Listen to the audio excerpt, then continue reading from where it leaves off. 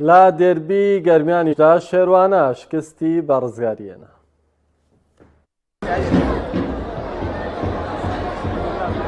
لە هەفتەی حەڤدەیەمی یاریەکانی خولی نایبی کوردستان و لە دێربی گەرمیاندا هەردووانی شێروانە و یانەی ڕزگاری ڕوبەڕوو یەکتری بوونەوە.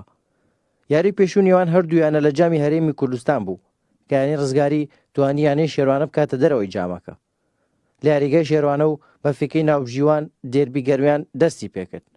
لە گێمی یەکەمدا خاوەن ماڵ باشتر دەبینران و چەند جارێک مەترسیان خستە سەر گۆڵ یانەی میوان و جارێک ستون و جارێک گۆڵپارێز ڕێگر دەبوون لە پێشکەوتنی یانەی شێروانە. گێمی یەکەم بەبێ تۆمارکردنی گۆڵ کۆتایی پێهات. گێمی دووەم یاریەکە یانەی میوان باشتر بوون و هەرزوو لە خولەکی 49 گۆڵی پێشکەوتنیان تۆمار کرد.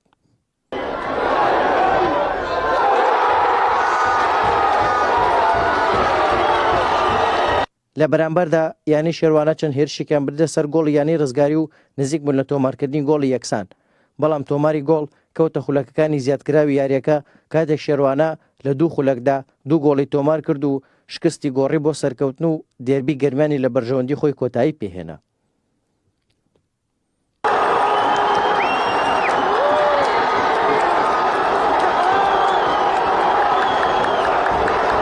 بەنسبەت یاری ئەمڕۆوە چەند دابەتمەندێکی تیا بوو. یەک لەوانەی ئێمە یاری قۆناغیەکەمان لەگەڵ یانی ڕزگاریە نەماتوانی براوبین لە یاریگەوانەوە لەگەڵ یاری جامیشا دۆڕابووین، یعنی بە هەر پێوەرێک بوو ئەبوو یاری ئەمڕۆیە بەرینەوەی. ئێمە گەمی یەکەم خۆشبەختانە لەو پەڕی ئاسبەرزی خۆمان نابین توانین بڵێن باشترین یاری مەوسمان ئەنجامدا.